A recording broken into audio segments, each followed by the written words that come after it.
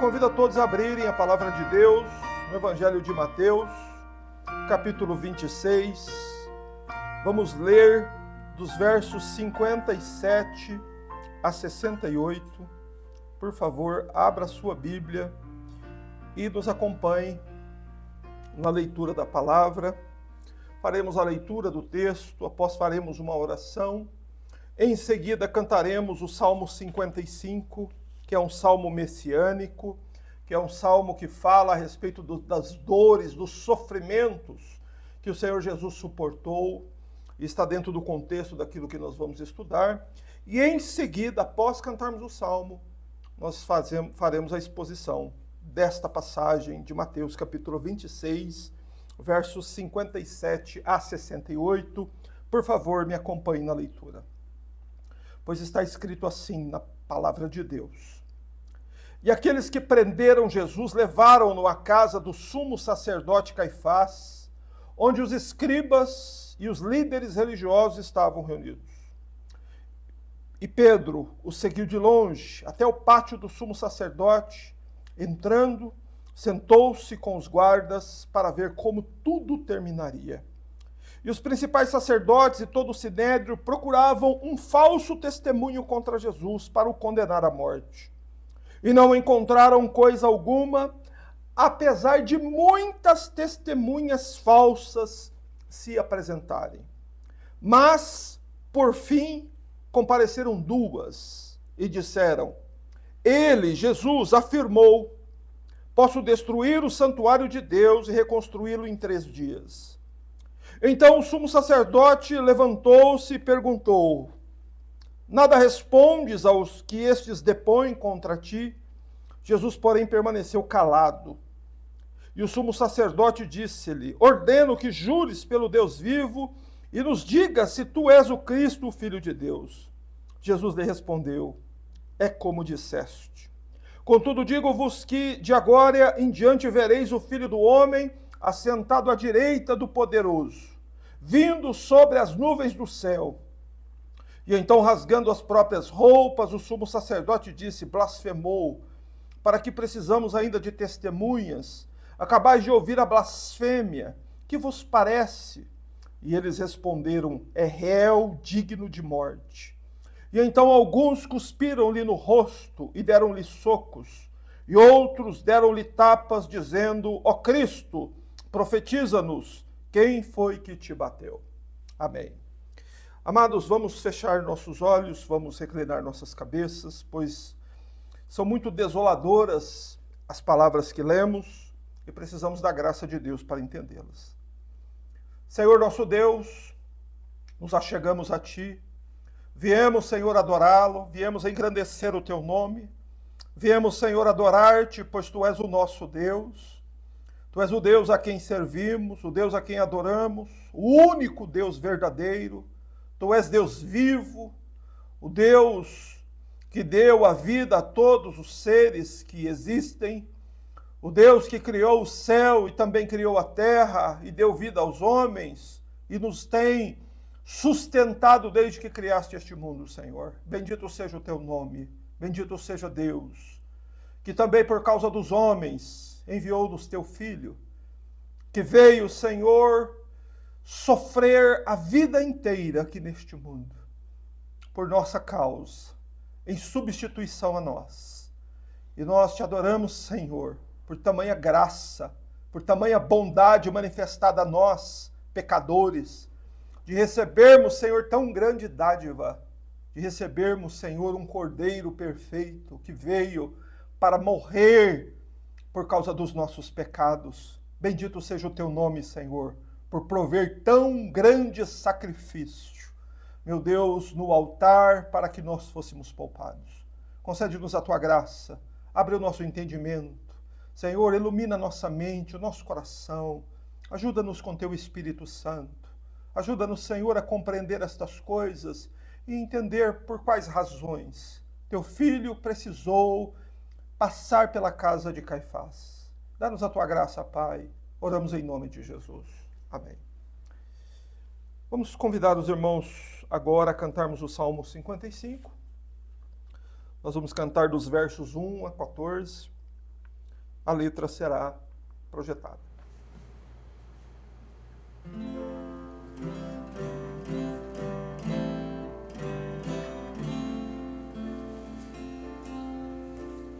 A minha oração dá ouvidos, ó Deus, e não te escondas do meu clamor.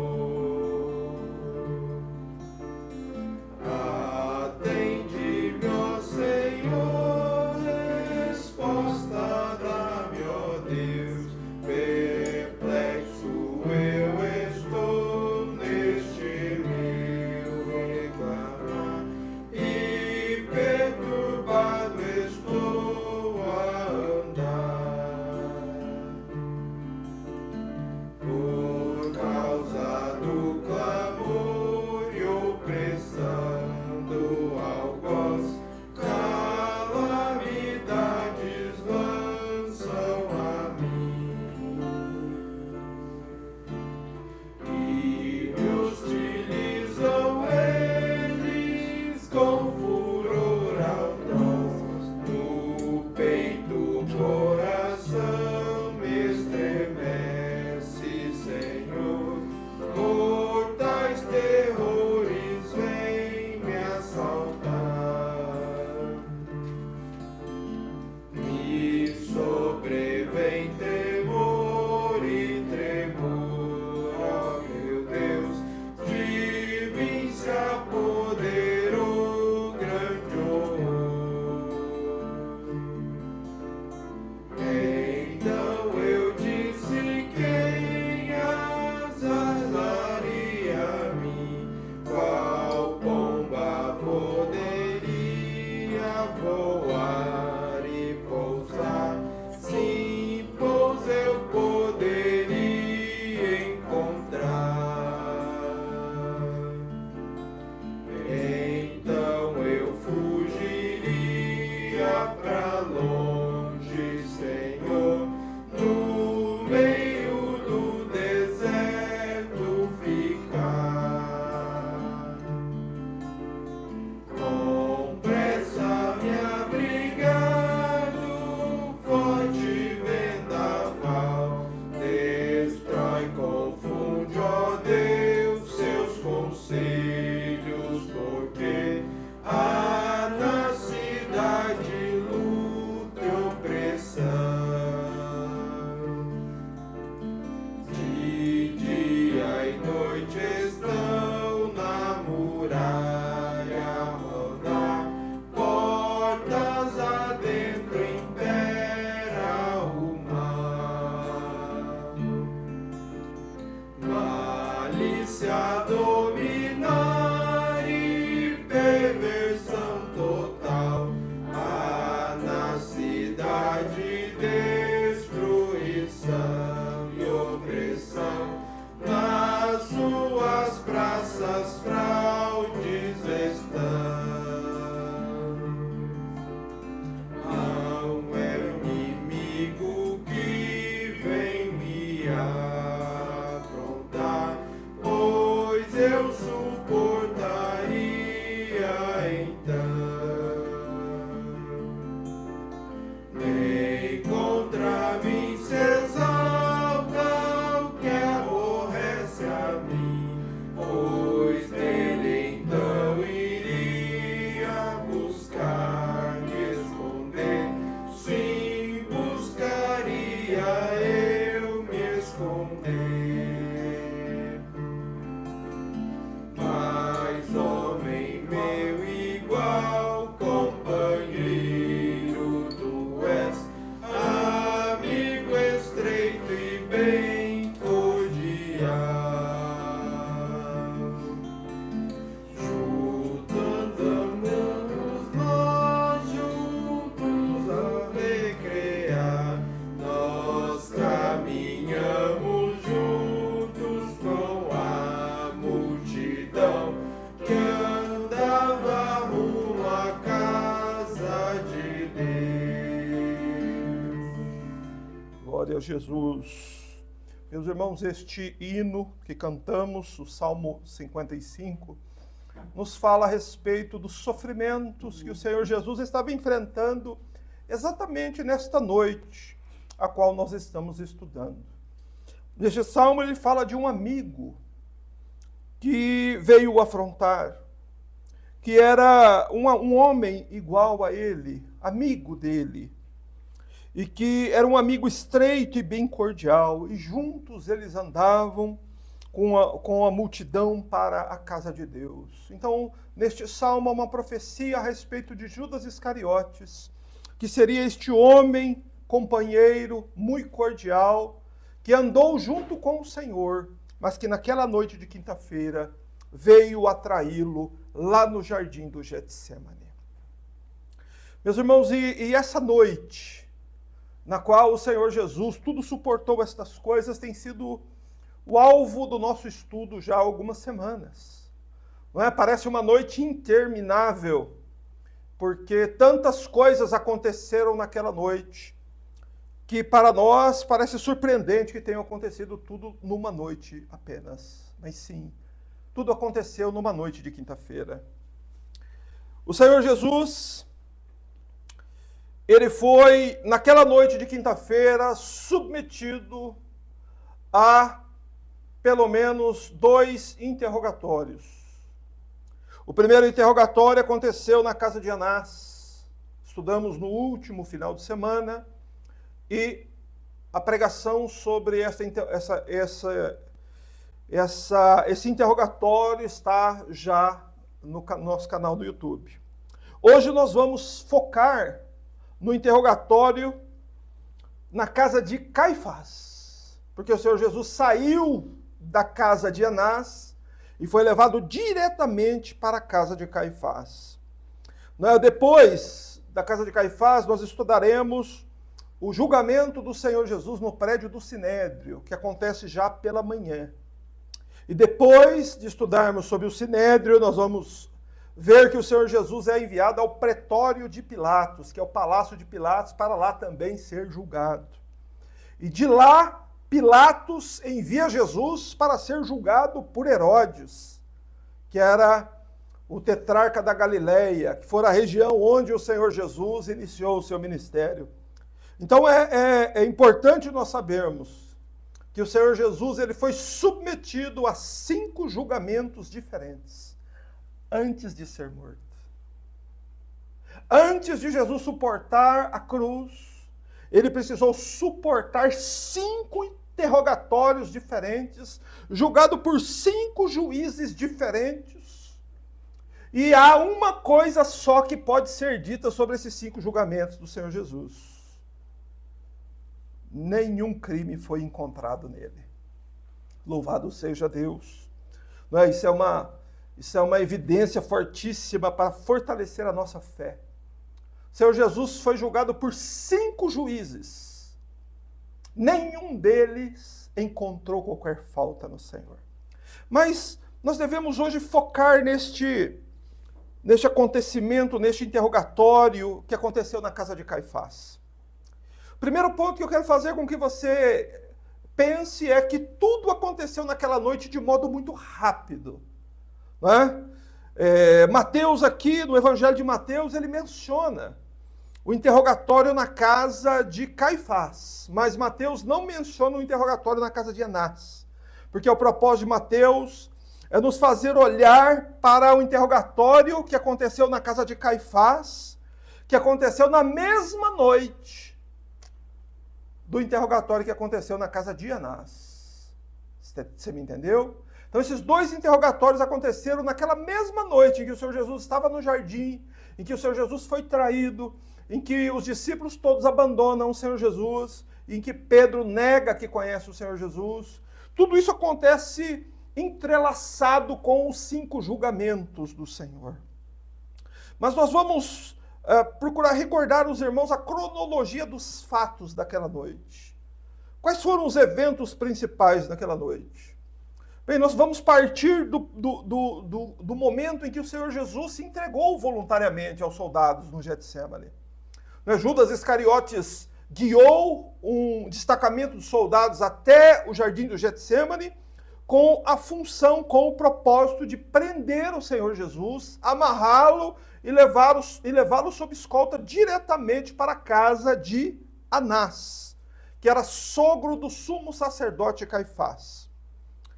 Enquanto o Senhor Jesus era interrogado por Anás, Caifás teve então tempo de reunir todos os principais sacerdotes e o sinédrio, que eram os 71 juízes da Suprema Corte de Israel. Ele reuniu todo esse pessoal na casa dele para preparar um lugar onde o Senhor Jesus pudesse ser interrogado e pudesse ser julgado.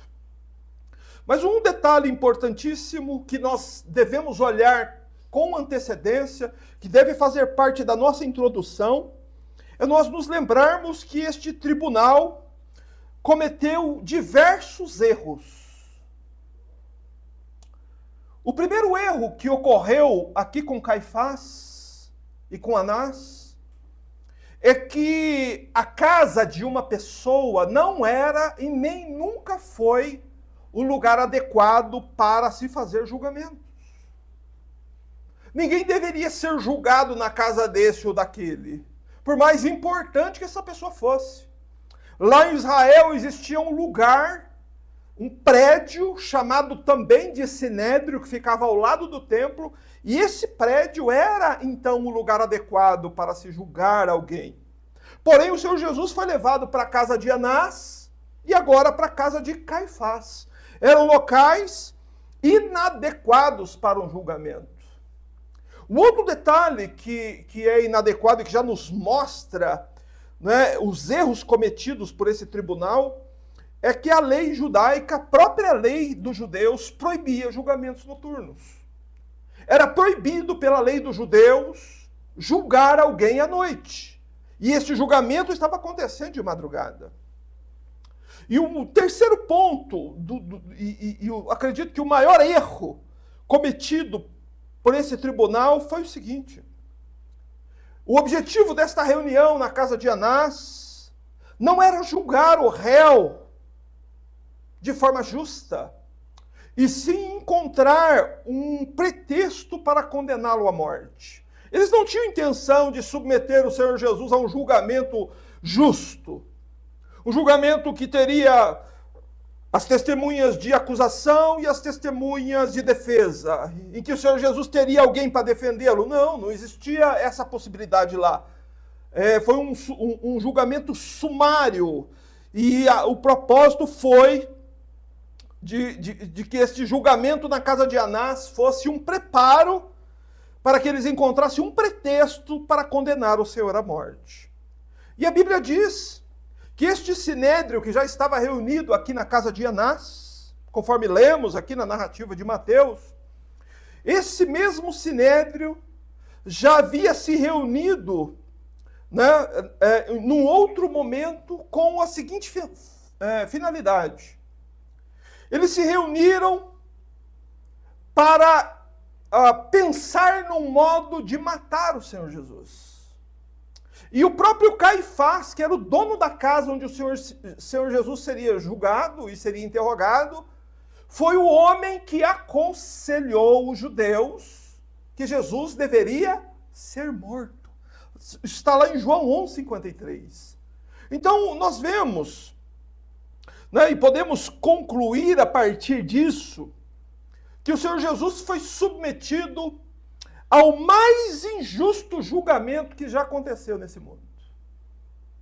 Nunca houve um julgamento tão injusto quanto o julgamento a qual o Senhor Jesus foi submetido. Um julgamento feito de madrugada, um julgamento feito ignorando a lei de Moisés, um julgamento feito às pressas e feito na casa do homem que havia aconselhado os judeus que Jesus deveria morrer. Veja quantos erros neste julgamento. Meus irmãos, é um julgamento sem direito de defesa. É um julgamento onde muitas testemunhas falsas foram reunidas. Foi um julgamento baseado em mentiras e calúnias, com um objetivo único já pré-definido antes do julgamento começar. O que eles queriam era um motivo, era um pretexto. Poderia ser uma mentira que desse a eles condições de matar o Senhor. Foi assim, meus irmãos, o julgamento do Senhor Jesus aqui na casa de Caifás. E um detalhe interessante, importante, é que deveria ser assim. Tinha que ser assim, irmãos. Você sabe por quê? Porque este réu inocente, condenado ali na casa de Caifás, é o nosso substituto, louvado seja Deus. Então ele veio para ser nosso substituto. Ele veio sofrer o mais injusto julgamento. Você sabe para quê? Para que eu e você pudéssemos receber o mais justo dos julgamentos. Nesse julgamento onde o nosso mestre foi declarado culpado, ele veio nos substituir. Para que no julgamento justo, a qual nós seremos submetidos no futuro, porque a palavra do Senhor nos diz em Hebreus 9:27 que ao homem está ordenado morrer, tendo que enfrentar depois disso um julgamento. Deste julgamento estou me referindo. O Senhor Jesus, ele veio primeiro e passou, foi declarado culpado nesse injusto julgamento, para que no justo julgamento que nós vamos passar com certeza depois da nossa morte, nós pudéssemos ser declarados inocentes, louvado seja Deus. Então nós devemos entender, irmãos, as razões. Quando nós olhamos e vemos, mas como foi possível que esses homens cometessem tantos erros? Era porque deveria ser assim, por causa do julgamento final que acontecerá no fim dos tempos. Não é? O Senhor Jesus deveria ser condenado à morte, deveria ser executado, deveria suportar a horrenda ira de Deus, para que nós pudéssemos sair livres. Aleluia. Então, irmãos, entenda, quão importantes são para a sua e para a minha alma essas palavras. Quão importantes são. Mas então agora vamos olhar para o segundo estágio, né? O primeiro estágio do julgamento foi na casa de Anás. Agora é o segundo estágio. Lá na casa de Anás, Anás procurou provas em Jesus, nas palavras de Jesus, procurando alguma prova que pudesse usar contra ele, e Anás não conseguiu nenhuma. Então agora nós vamos olhar para o segundo estágio desse julgamento, para entender pontos fundamentais, aquilo que aconteceu nesse julgamento, que são coisas muito importantes para nós. O evangelista Mateus, ele começa a falar desse julgamento na casa de Caifás, nos lembrando novamente de um fato que a Bíblia está continuamente repetindo. Escuta, verso 57. E aqueles que prenderam Jesus levaram-no à casa do sumo sacerdote Caifás. Mateus está intencionalmente nos lembrando um fato que os 4 evangelhos mostram. O Senhor Jesus foi preso. O Senhor Jesus foi colocado sob custódia. Meus irmãos, e uma das maiores humilhações que um ser humano pode suportar é ele ser preso. E ser preso publicamente. E ser amarrado e conduzido, amarrado, hoje na nossa sociedade é algemado, levado até um local onde ele será interrogado. Isso aconteceu com o Senhor. E a Bíblia está nos mostrando isso todas as vezes que nós olhamos para o tribunal. O Senhor Jesus foi preso por tua causa, para que você pudesse sair livre. Mas nós devemos lembrar deste ponto, de que o Senhor Jesus foi preso, sim. Mas ele não foi preso contra a vontade dele. Ele foi preso não como uma vítima impotente daquele destacamento de soldados. Se nós nos lembramos, pouco antes no jardim, o Senhor Jesus impõe uma condição para que ele pudesse ser preso. Veja, 600 homens indo prender um só, e aquele homem sozinho impõe uma condição para que os 600 homens possam prendê-lo. Quem pode fazer isso, irmãos? Só Deus pode. Se aqueles homens não atendessem à condição que Jesus impôs, eles não poderiam prendê-lo. Qual foi a condição? Os discípulos deveriam sair livres. Então nós devemos sempre ter isso em mente, em pauta, sempre isso no nosso pensamento. Jesus foi preso para que nós fôssemos livres.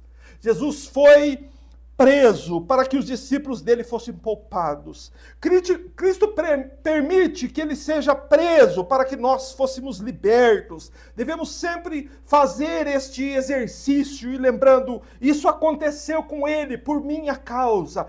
Ele sofreu isso para que eu não sofresse isso.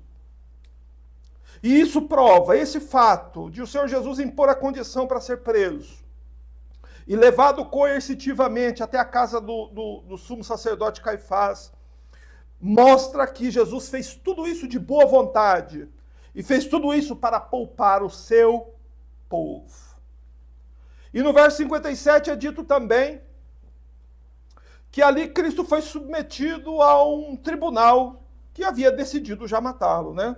Verso 57 diz, e aqueles que o prenderam levaram-no à casa do sumo sacerdote Caifás, onde os escribas e líderes religiosos estavam reunidos. Não é? Os mesmos homens, os mesmos principais sacerdotes que haviam planejado matá-lo depois da Páscoa, estavam reunidos ali na noite anterior da Páscoa, exatamente por uma razão. Algo antecipou os planos dele. Houve uma traição que antecipou os planos dos principais sacerdotes. E então houve toda essa sucessão de acontecimentos antes que o Senhor Jesus fosse apresentado à casa do sumo sacerdote Caifás, onde os escribas e líderes religiosos estavam reunidos. Mas um detalhe importante, nós precisamos pensar, precisamos fazer uma pergunta e refletir sobre isso. Se estes homens, se esses líderes religiosos descritos aqui no verso 57, que já haviam decidido matar o Senhor, se isso já estava decidido, por que eles simplesmente não mataram? Por que eles simplesmente não pegaram o Senhor e estava à noite, tinha um monte de soldados e espadas ali? Por que eles não mataram o Senhor? Por que eles quiseram antes julgá-lo? Por que eles submeteriam o Senhor a tantos julgamentos assim, sendo que eles já estavam determinados a matá-lo? Qual a razão? O que está por trás disso? Na perspectiva dos principais sacerdotes, os julgamentos do Senhor Jesus era necessário para que eles dessem uma aparente legalidade ao crime que eles estavam prestes a cometer. Então é por isso que eles julgam o Senhor. Por isso Jesus é levado à casa de Caifás. E ele encontra um tribunal preparado para matá-lo.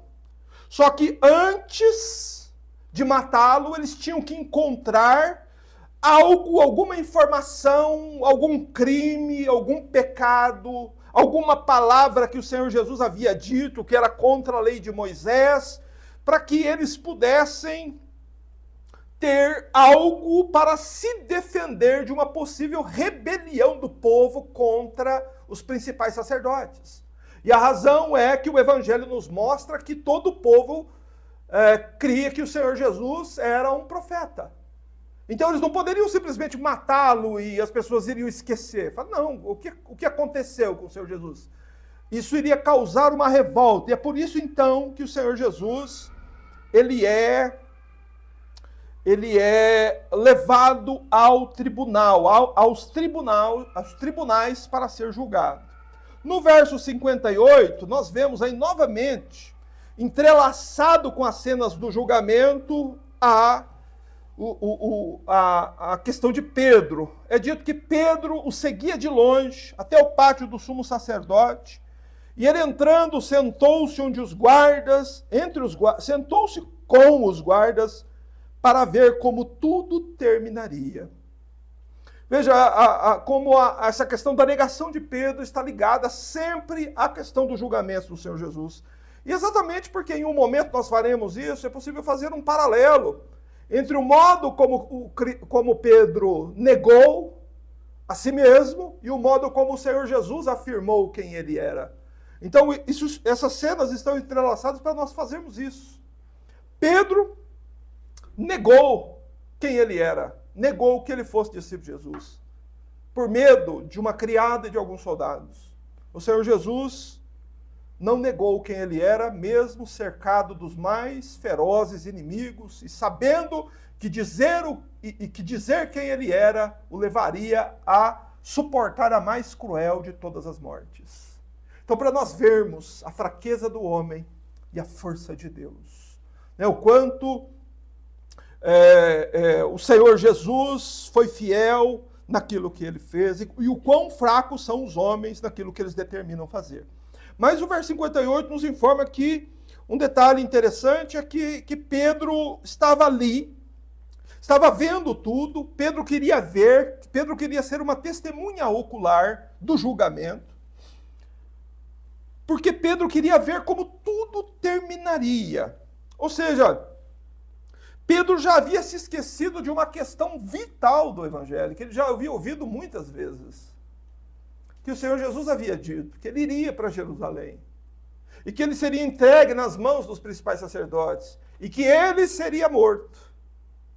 Mas que ao terceiro dia, louvado seja Deus, o Senhor Jesus iria ressuscitar. Pedro esqueceu disso. E Pedro estava ali para ver como tudo terminaria. Então, nos versos 59 e 60, nós vemos todo o tribunal empenhado numa única tarefa. Vamos ler os versos 59 e 60. Os principais sacerdotes e todo o sinédrio procuravam um falso testemunho contra Jesus para o condenar à morte. E não encontravam coisa alguma, apesar de muitas testemunhas falsas se apresentarem, mas por fim compareceram duas. Vejam, o sinédrio era composto por 71 juízes. Havia ali também, de acordo com o relato da Escritura, vários dos principais sacerdotes e outras pessoas que estavam ali envolvidas no julgamento. O Senhor Jesus no centro e eles todos em volta do Senhor Jesus. Mas a Bíblia nos informa que toda aquela multidão de pessoas que estava em torno de Jesus, eles não se ocupavam de outra tarefa a não ser procurar alguém que pudesse testemunhar falsamente contra Jesus. Veja o que o texto diz, leia de novo. Ó. Os principais sacerdotes e todo o sinédrio procuravam um falso testemunho contra Jesus para o condenar à morte. Por que eles estavam procurando um falso testemunho contra Jesus? Porque eles sabiam que não iriam encontrar nenhum testemunho verdadeiro. Então eles eram bem conscientes do que eles estavam fazendo. Eles eram conscientes de que não havia nenhum testemunho verdadeiro contra Jesus. Que o Senhor Jesus nunca foi flagrado cometendo um crime. O Senhor Jesus nunca cometeu pecado. O Senhor Jesus nunca disse nenhuma palavra contrária às Escrituras. Então eles não teriam nenhuma testemunha verdadeira para poder incriminar o Senhor e poder condená-lo e executá-lo. Então eles foram muito baixos e já começaram a procurar falsas testemunhas, porque eles sabiam que o réu era inocente. Então o ponto aqui é o seguinte: o objetivo deles não era julgar o Senhor Jesus. O objetivo deles era condenar e executar o réu sob qualquer pretexto. Desde que aparecessem duas pessoas dizendo exatamente a mesma coisa, aquilo já seria suficiente para condenar o Senhor Jesus. Porém, nós vamos ver que no verso 60 é dito que não encontraram coisa alguma. Não encontraram coisa alguma, apesar de muitas testemunhas falsas terem se apresentado. Irmãos, apesar do empenho de todos eles não encontraram ninguém em todo Israel capaz de testemunhar um crime do Senhor Jesus. Nenhuma falha, nenhuma falta, nenhuma palavra, nada. Eles não encontraram nada. E isso é um fundamento firme e grande para a nossa fé. Porque o Senhor Jesus teve uma vida pública. O Senhor Jesus era muito conhecido no país inteiro. Todo Israel conhecia o Senhor e ele é conhecido, inclusive, fora dos termos de Israel. Mas ninguém conseguiu encontrar nele qualquer pecado. Nenhum crime, nenhuma palavra, nenhuma falha, nada. Absolutamente nada. E puderam encontrar que poderiam usar para condená-lo. Veja, meus irmãos, o quão perfeito é o Cordeiro que Deus enviou para tirar o pecado do mundo. Veja quão importante é conhecer esses julgamentos aos quais o Senhor Jesus é submetido. Porque quanto mais você conhece esses julgamentos, mais você vai conhecer, perceber e crer na verdade fundamental de que Jesus é perfeito. São as perfeições de Cristo ou a impecabilidade de Cristo. Impecável quer dizer que ele nunca pecou, perfeito. E assim deveria ser, porque aquele dia era Páscoa. Você lembra que era Páscoa? Que ali era o dia de sacrificar o cordeiro da Páscoa. Você lembra que eles queriam matar o Senhor Jesus depois da Páscoa? Mas Deus, então, com seu plano, faz com que o cordeiro seja sacrificado na Páscoa. E por que o Senhor Jesus foi sacrificado na Páscoa? E por que nós encontramos tantas perfeições no Senhor Jesus, assim, pouco antes da sua morte? Porque era assim que a profecia dizia que era o cordeiro que deveria ser sacrificado na Páscoa. A Bíblia diz que o cordeiro da Páscoa tinha que ser sem defeito, sem mancha, sem mácula. Êxodo 12, 5. Então o que você está vendo aqui nos tribunais é o cumprimento de uma profecia. O cordeiro que vai ser sacrificado não tem defeito. Nunca cometeu pecado, nunca na boca dele se achou engano. Assim como foi profetizado séculos e milênios antes da vinda do Senhor, antes desta noite se cumprir na história, como profetizado aconteceu.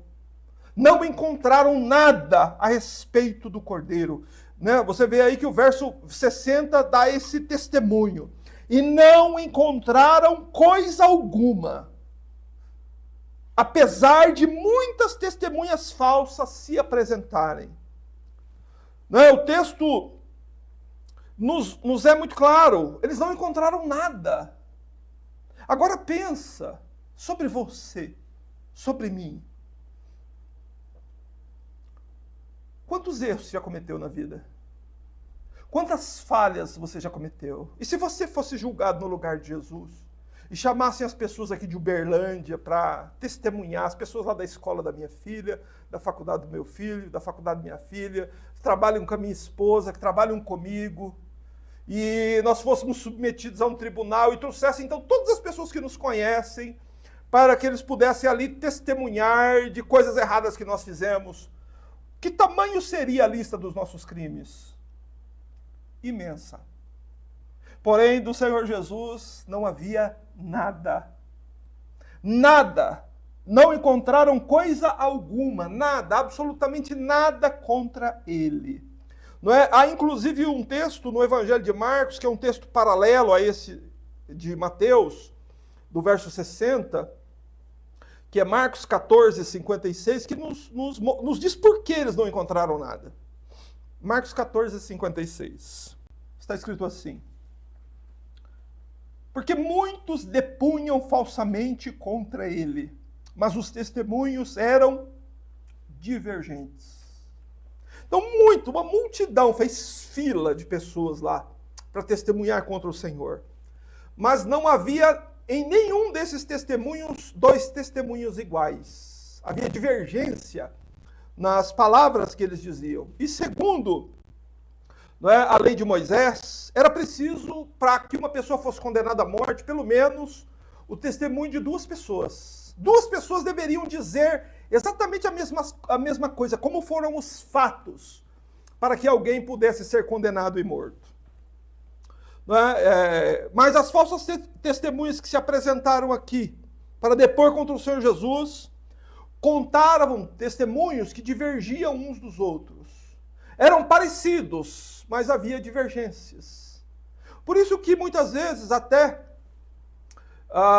delegados de polícia ou os investigadores, quando alguém vai lá para testemunhar a respeito de algum crime que alguém cometeu, é comum fazer esses interrogatórios em separado, né? E escrever o interrogatório, e depois o outro conta os fatos lá e escreve e compara para ver se o testemunho é exatamente igual.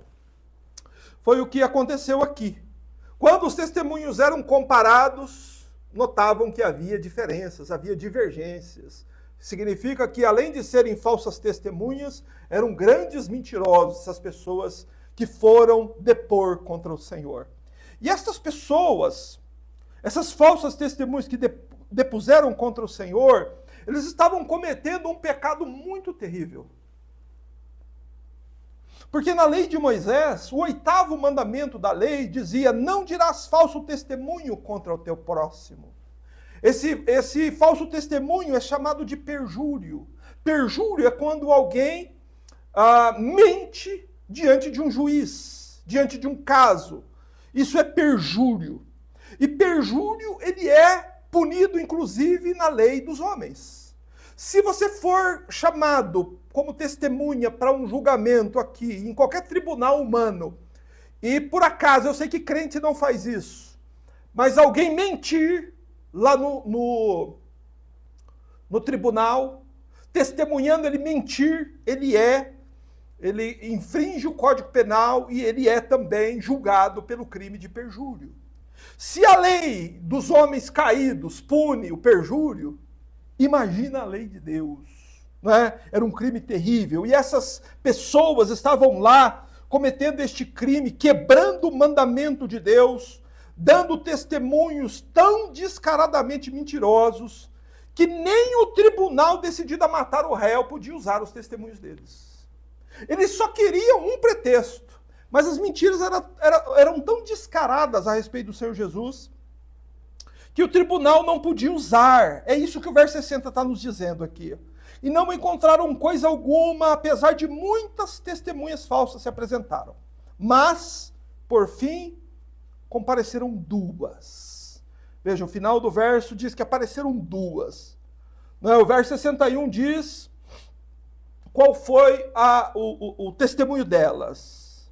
E disseram, ele afirmou, Jesus afirmou, posso destruir o santuário de Deus e reconstruí-lo em 3 dias.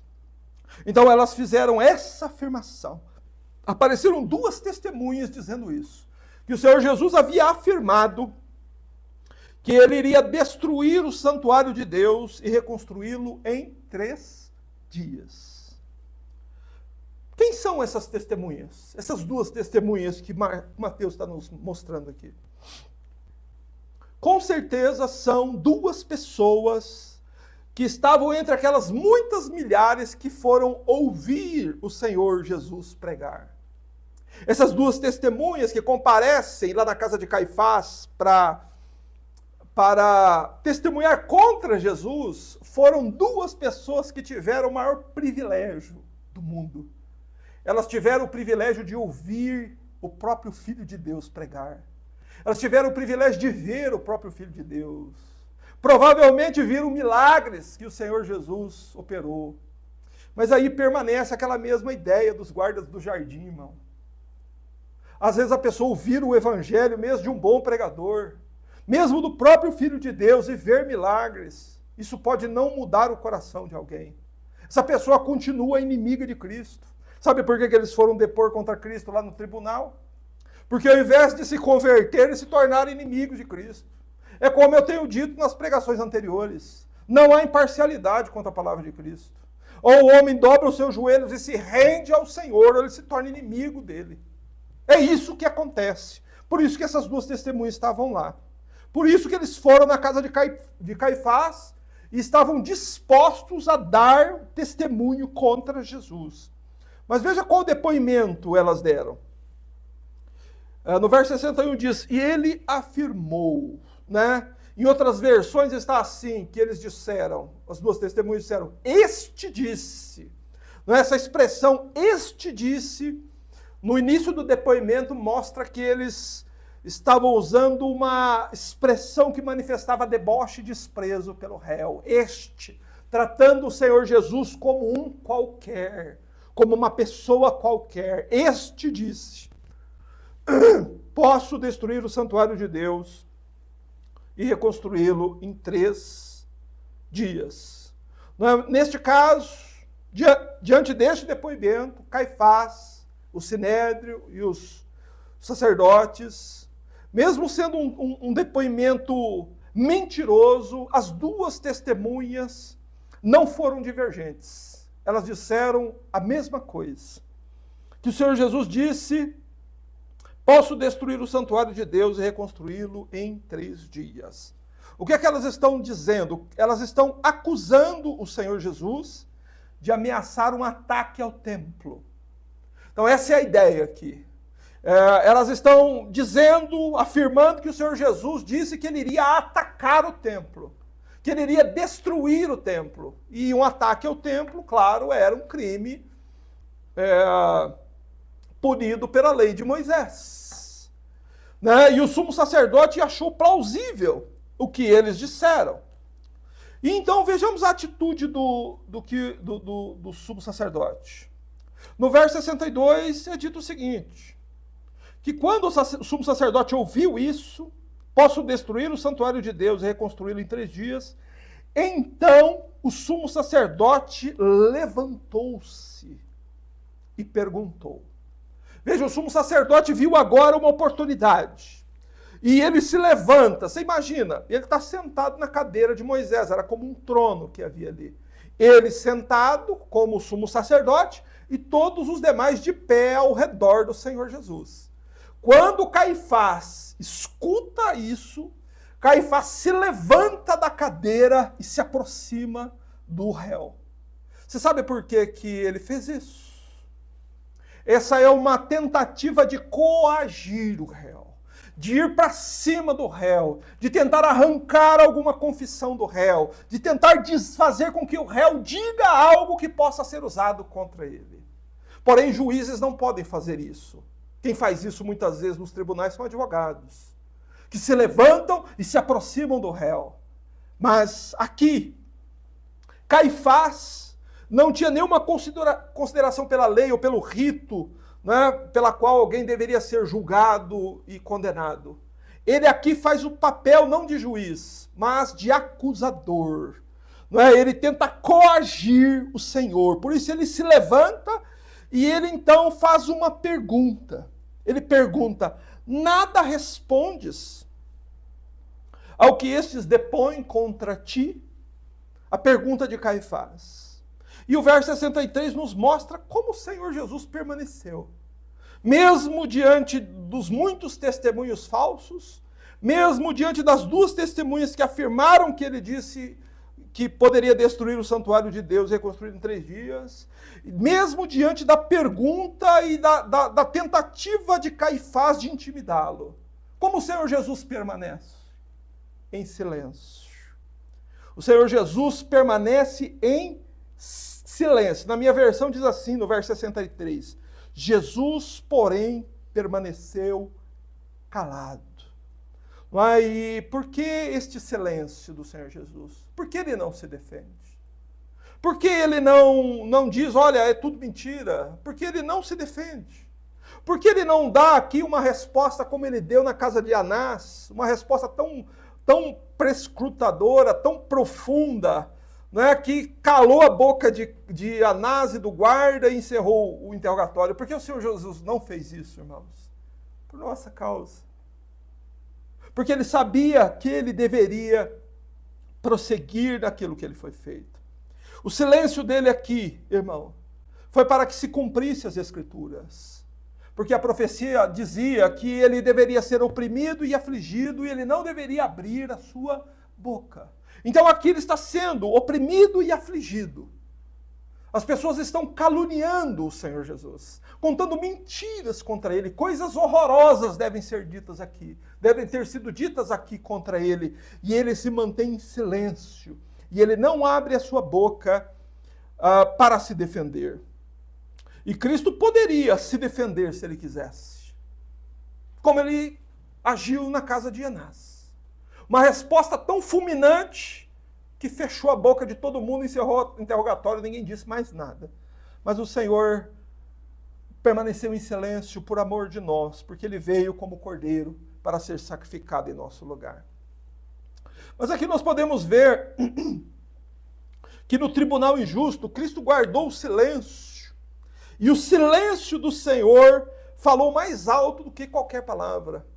Porque o silêncio do Senhor deixou o sumo sacerdote enfurecido. Veja, se o Senhor Jesus fala, os homens ficam enfurecidos. Se o Senhor Jesus se mantém em silêncio, os homens ficam enfurecidos. Veja o que aconteceu no verso 63. Jesus permaneceu calado. E o sumo sacerdote disse: ordeno que jures pelo Deus vivo e nos diga se tu és o Cristo, o Filho de Deus. Por que o sumo sacerdote fica enfurecido e faz e dá esta ordem ao Senhor? Porque ele estava vendo o julgamento naufragar. Ele estava percebendo que ia fracassar o julgamento. E então ele, como sumo sacerdote, traça uma nova estratégia. Essa estratégia é chamada de interrogatório pessoal. Ele mesmo vai interrogar o réu. O juiz interrogando o réu. Não é? E ele tenta obrigar o Senhor Jesus a falar para extrair da boca do Senhor alguma palavra que ele pudesse usar contra ele. Veja só. Como eles não puderam encontrar nada com relação à pessoa de Cristo. Pois o Senhor Jesus é perfeito, nunca cometeu pecado, na sua boca nunca se achou engano. Então, Caifás ele muda de estratégia e ele faz uma pergunta, não é? E a pergunta tem o propósito de intimidá-lo. Ele não queria deixar o Senhor Jesus ir embora, ele não queria deixar o Senhor Jesus escapar, porque essa deveria ser a atitude. Quando não tem nada contra um réu, o que deve se fazer com o réu? Soltá-lo, declarar ele é inocente, ele não tem culpa, ele não fez nada, como qualquer tribunal decente faria. Mas esse tribunal presidido por Caifás não fez isso. Não é? Caifás formula a pergunta para usar a resposta contra Jesus. Veja, o sumo sacerdote diz: eu ordeno que jures pelo Deus vivo e nos diga se tu és o Cristo, o Filho de Deus. Eu exijo que tu faças um juramento em nome do Deus vivo, como os judeus costumavam fazer. E nos diga se tu és o Cristo, o Filho de Deus. Ele está dizendo para o Senhor Jesus assim, diga para nós quem você é. Caifás sabia que Jesus não iria negar a si mesmo. Pedro negou a si mesmo lá fora, diante das criadas. Mas o Senhor Jesus não iria negar a si mesmo, e Caifás sabia disso. Então ele vai usar este método para que o Senhor Jesus diga algo, para que o Senhor Jesus quebre o silêncio, né? Para que o Senhor Jesus diga algo a respeito dele mesmo, para que pudesse usar isso para incriminá-lo e então levar o plano macabro deles ao fim. Mas o que nós vamos notar na resposta do Senhor Jesus, em primeiro lugar, que está no verso 64, é que o Senhor Jesus se limita a responder essa ordem de Caifás assim. Jesus lhe responde: é como disseste. Veja, Caifás ordenou que Jesus jurasse pelo Deus vivo e dissesse se ele era o Cristo, o Filho de Deus. Jesus não jurou. Por que Jesus não jurou? Porque ele mesmo ordenou que o povo dele de maneira nenhuma jure. Mateus 5,34, lá no Sermão da Montanha. Esse é um dos princípios basilares do discipulado cristão. Cristão não jura. O nosso mestre não iria fazer juramentos, porque ele mesmo ordenou ao seu povo que não jure. E ele não iria desobedecer o seu próprio mandamento para obedecer Caifás. Mas o Senhor Jesus se limitou a dizer assim: é como você disse. É sim. É como você está dizendo. Em outras palavras, sim, eu sou o Cristo, filho do Deus vivo. Ele falou como ele nos ordenou que nós falássemos. Sim, sim. Não, não. Sim, eu sou o Cristo, o filho do Deus vivo.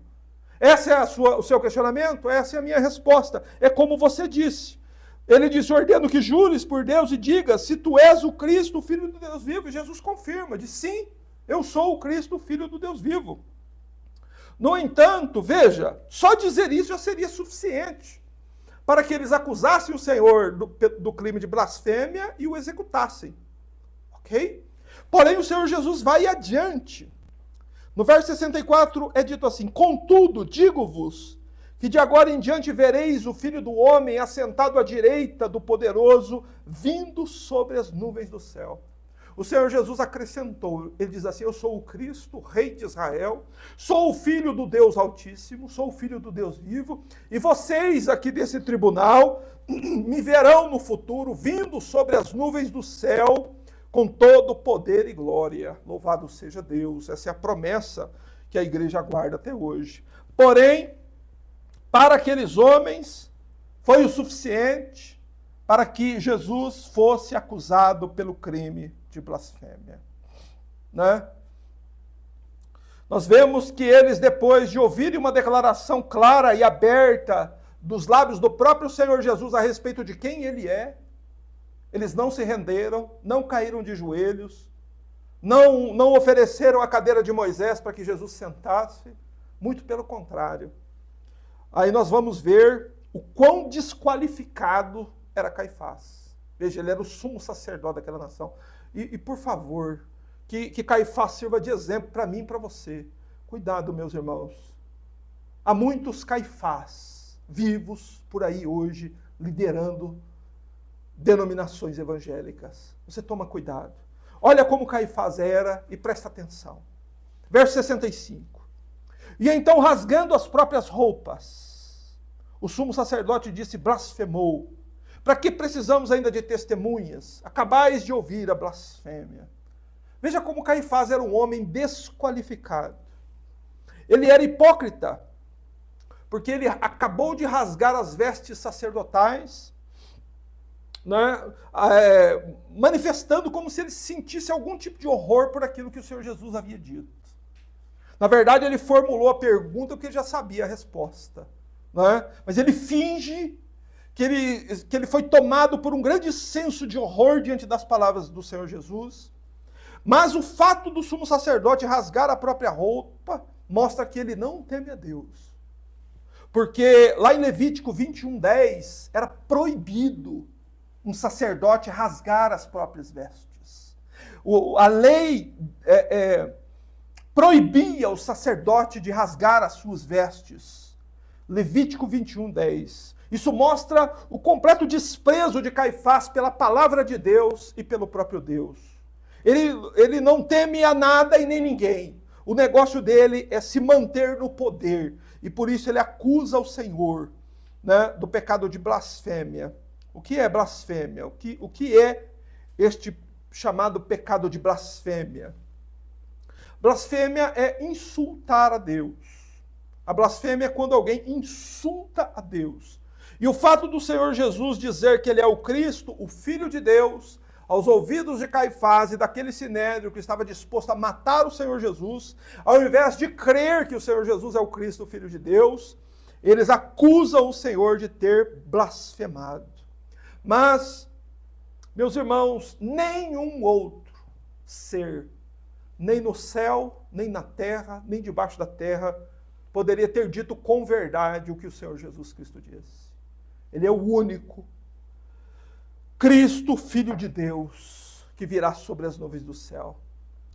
Né? Mas o que nós vemos aqui no tribunal de Caifás é que Caifás diz: blasfemou, para que precisamos ainda de testemunhas? Acabais de ouvir a blasfêmia. Não é? Caifás, ele dispensa então o uso das testemunhas e coloca ele e os demais juízes como testemunhas daquilo que aconteceu. E no verso 66, Caifás, então, faz uma pergunta agora, não mais ao Senhor Jesus. A pergunta que ele faz agora é ao tribunal, são aos juízes, ao sinédrio que estava reunido ali, os homens que estavam ali, os 71 juízes. Ele pergunta assim, que vos parece? E eles responderam, é réu digno de morte. Não é como se ele mesmo soubesse a resposta. Desde o começo, desde João 11, eles já tinham determinado matar o Senhor. Mas aqui, Caifás, com grande hipocrisia, e os demais juízes da mesma forma, ele pergunta a eles, o que vos parece? O que vocês acham, não é? dessa resposta? E eles respondem, é réu digno de morte. Veja como esse tribunal foi injusto e não teve a menor consideração pela lei de Moisés. Você sabe por quê? Porque a lei de Moisés determina qual deve ser o método de execução para quem comete o crime de blasfêmia. Como que se deveria executar alguém que blasfemasse? Está lá em Levítico 24:16. Está escrito assim, e aquele que blasfemar o nome do Senhor certamente morrerá. Toda a congregação certamente o apedrejará. Assim o estrangeiro como o natural, blasfemando o nome do Senhor, será morto. Levítico 24:16. Então veja que ponto importante nós temos aqui. Eles dizem assim, é digno de morte, é réu de morte. Mas eles não dizem que tipo de morte o Senhor Jesus iria suportar.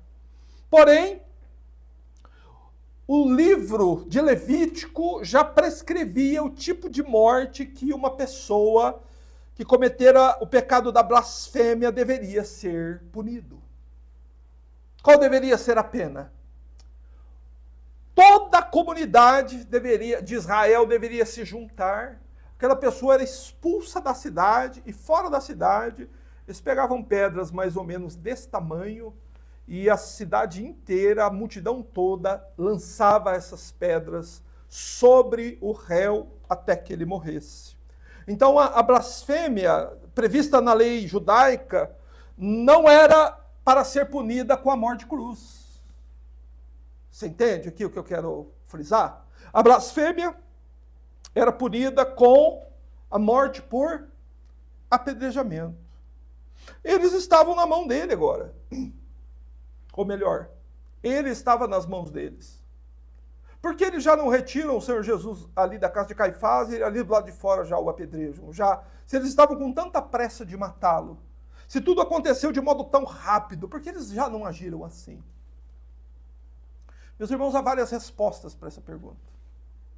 Primeiro é porque no plano dos judeus, no plano deles, aquilo que estava na mente de Caifás e dos principais sacerdotes, é que eles não iriam se satisfazer com uma morte rápida por apedrejamento. Por apedrejamento a pessoa morre em minutos. Eles não iriam se satisfazer. Eles odiavam tanto o Senhor Jesus que eles não iriam dormir tranquilos se eles tivessem esmagado ele com pedras naquele dia. Esse era o ódio que eles tinham. O que eles queriam? Eles queriam que o Senhor Jesus sofresse o máximo que fosse possível. Por isso que eles não matam por apedrejamento. E além disso, veja só como era surreal a religião desses homens. Por ser o dia da Páscoa, eles não poderiam matá-lo por apedrejamento com as próprias mãos, porque se eles matassem o Senhor, eles não poderiam participar da festa religiosa da Páscoa. Então veja que religião mais terrível que esses homens tinham. Então eles maquinaram em seus corações que o Senhor deveria morrer de uma morte mais brutal. Porém, não poderia ser pelas mãos deles. Por que não? Porque se eles matassem o Senhor Jesus naquele dia, o sumo sacerdote todo o sinédrio não poderia participar da festa da Páscoa. Por isso que eles maquinam um modo de matar o Senhor do modo mais brutal, vergonhoso, humilhante, agonizante possível, do modo mais demorado possível. E aí eu devo parar aqui e pensar com os irmãos. Como que pessoas religiosas podem ser tão perversas? Como que pessoas que alegam temer a Deus e servir a Deus podem ser tão más? Nós deveríamos passar e pensar sobre isso. Mas então, diante da aclamação de todo o sinédrio de que o Senhor Jesus é réu digno de morte, a partir do verso 67, então, nós vemos uma cena muito desoladora. Vamos ler os dois versos. É dito que então alguns cuspiram-lhe no rosto e deram-lhe socos, e outros deram-lhe tapas, dizendo: ó Cristo, profetiza-nos, quem foi que te bateu? Em outras versões está escrito: ó Cristo, profetiza-nos, quem foi que te feriu? Meus irmãos, ainda dentro da casa do sumo sacerdote Caifás, dentro da casa do homem, tem início um brutal espancamento. O Senhor Jesus, ele sofre um brutal espancamento promovido não por uma pessoa, nem por duas pessoas, mas por dezenas de pessoas, talvez centenas de pessoas, o espancam de uma vez. Isso é uma cena desoladora. Veja, é dito, há aqui uma descrição dos intensos sofrimentos do Senhor ali. Veja, Mateus registra que alguns cuspiram no rosto dele. Outros deram-lhe socos de punho cerrado. Outros deram tapas de mão aberta. E há um relato num dos evangelhos que diz que eles tamparam o rosto dele e batiam na face dele, dizendo: profetiza, quem foi que te bateu? Veja, não é sem razão que a Escritura nos mostra com tantos detalhes o modo como esses homens espancaram o Senhor Jesus. Veja um claro aumento nos sofrimentos de Cristo naquela noite. No primeiro interrogatório ele levou um tapa no rosto. Aqui ele é espancado. Eles gospem no rosto. O que significa? Qual o significado de alguém cuspir no rosto do outro? Essa é a maior manifestação de desprezo que um ser humano pode dar a outro. Cuspir no rosto. Deram-lhe socos. Levar um soco no rosto é uma dos golpes mais vergonhosos que um homem pode levar. Tanto que na nossa própria natureza, né, nós temos o reflexo de tentar defender o nosso rosto quando ele é agredido, ou quando caímos, colocamos a mão para tampar o nosso rosto. Mas observe um detalhe: teu Senhor não preserva o rosto dele. Teu Senhor deixa que os homens cuspam no rosto dele, que os homens deem socos, né, o envergonhando, literalmente, causando ferimentos na sua face. Outros lhe deram tapas no rosto. Tapa é um símbolo de desonra. Um homem dar um tapa no rosto do outro é um símbolo de grande desonra. E outros zombavam dele e o ridicularizavam por ele ter dito quem ele é, o Cristo, o Filho do Deus vivo. E no verso 68 nós vemos que outros zombavam, dizendo: o Cristo, profetiza-nos, quem foi que te bateu? Em Marcos 14, 64, que é dito que eles cobriram o rosto do Senhor. E com a face coberta, eles então lhe davam tapas, dizendo: profetiza, quem foi que te feriu?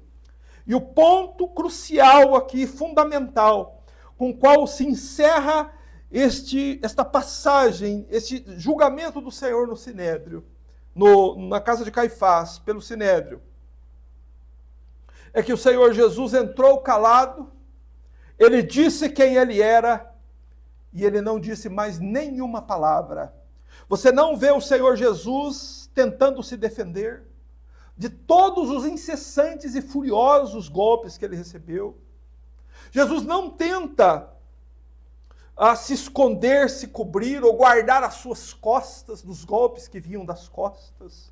Jesus não preserva o seu rosto, ele deixa que os homens batessem no seu rosto até cansar.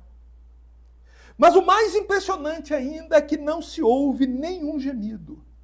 Jesus não pede misericórdia. Jesus não diz um ai.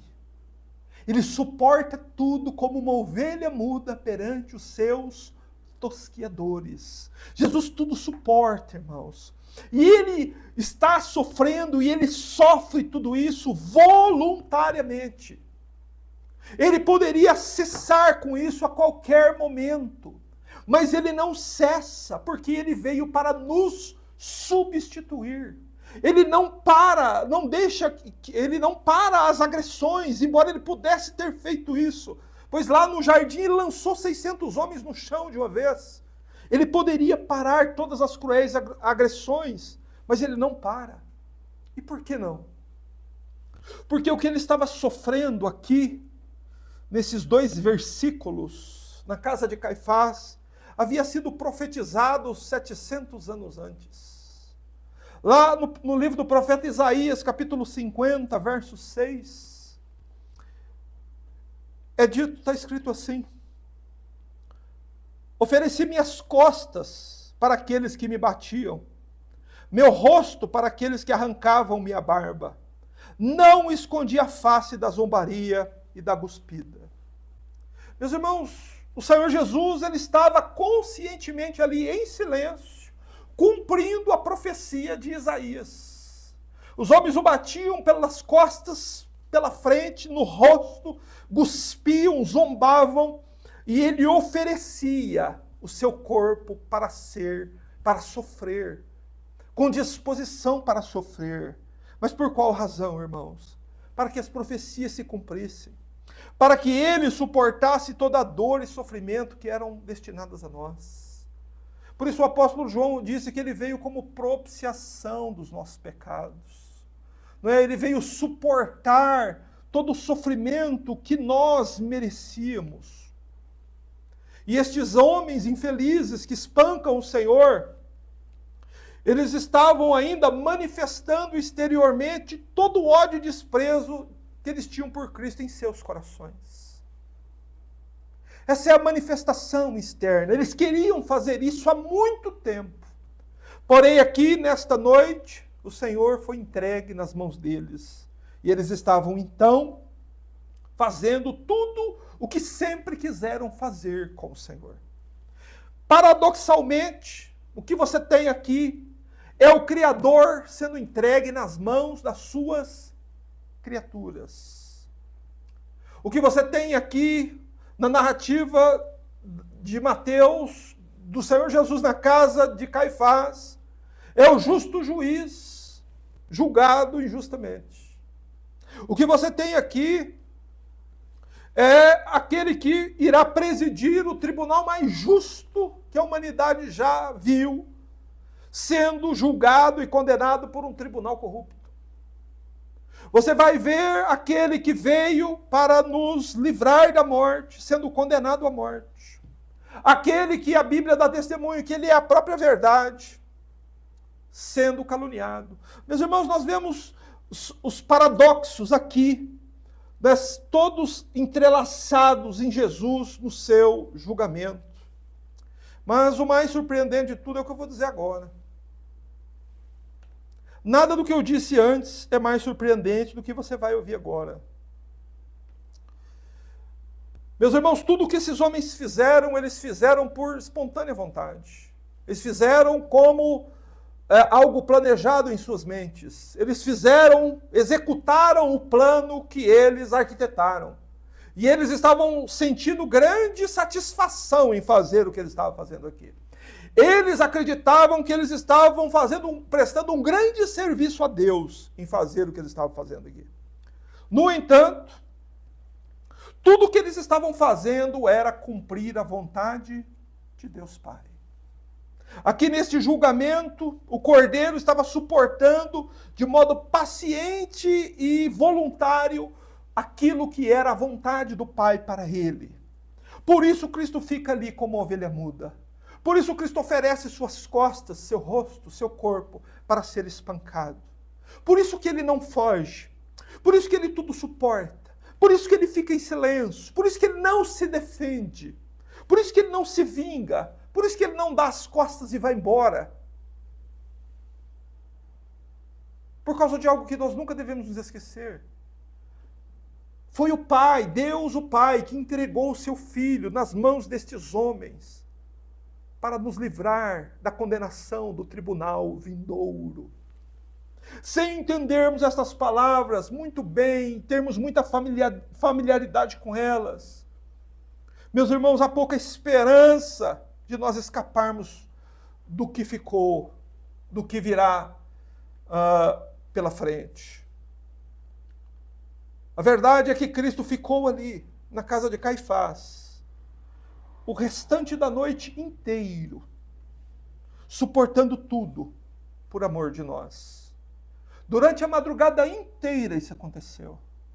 Uns davam socos, outros davam tapas, outros cuspiam, outros o agrediam pelas costas, e ele ficou ali. E vieram um por um, e as pessoas batiam nele até a exaustão. E depois, o que se vê, o que a Bíblia nos dá a entender, é que houve ali um doentio revezamento no espancamento do Senhor Jesus. E estes homens estavam fazendo isso por livre e espontânea vontade. Estavam dando vazão ao ódio que havia no coração dele. Meus irmãos, e como escreveu certa vez alguém, esse é um dos relatos mais comoventes da Bíblia. Quando você vê o Senhor da glória, o Senhor Jesus, sofrendo horrivelmente na casa do sumo sacerdote, suportando tudo. Não é? O benfeitor sendo tratado como se fosse o pior dos malfeitores. Quando você vê o justo suportando injustiças.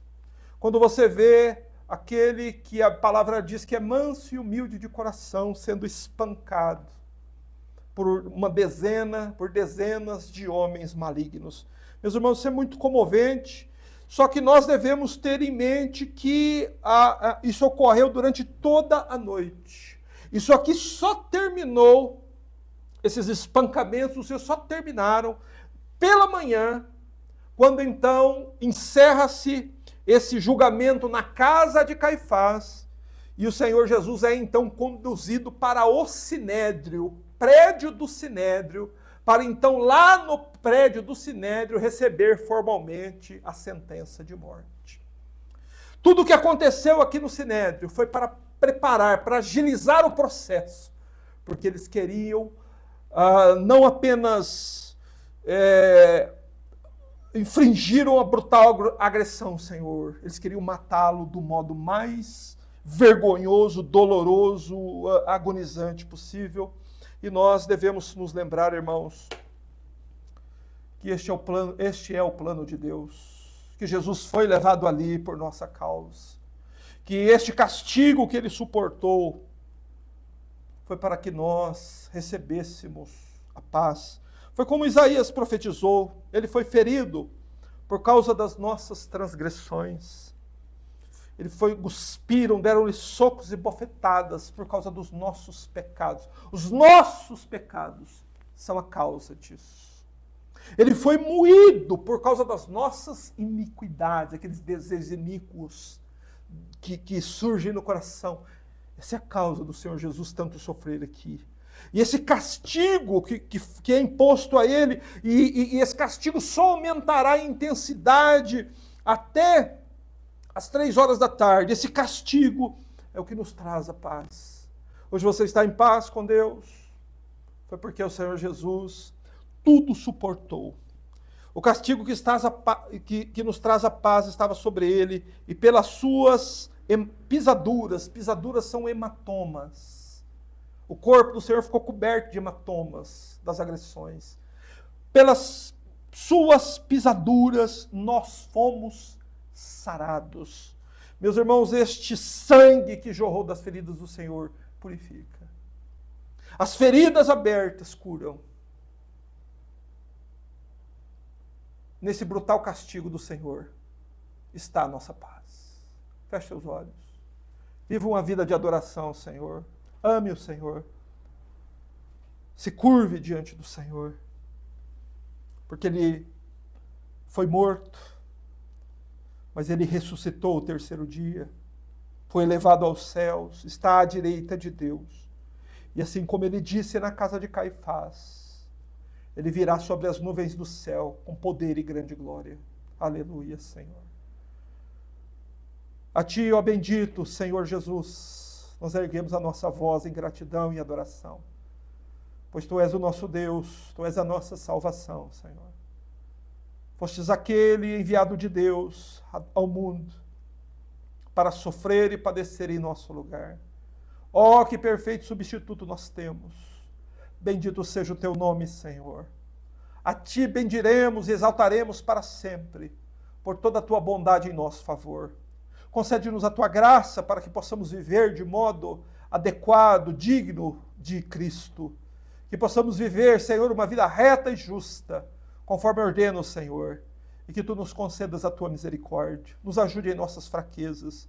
E nos abençoe, Senhor, para que nós, naquele dia, quando o grande tribunal de Deus for instituído, quando Tu, ó bendito Mestre, assentar-se como juiz para julgar o mundo, ó Senhor, que nós, pequeninos aqui que somos, pessoas desprezíveis, Senhor, possamos ser reconhecidos como verdadeiros seguidores do Senhor. E que possamos, Senhor, verdadeiramente reconhecer que fomos os culpados por tão grande sofrimento que Tu suportaste naquele dia. Bendito seja o Teu nome. Amém.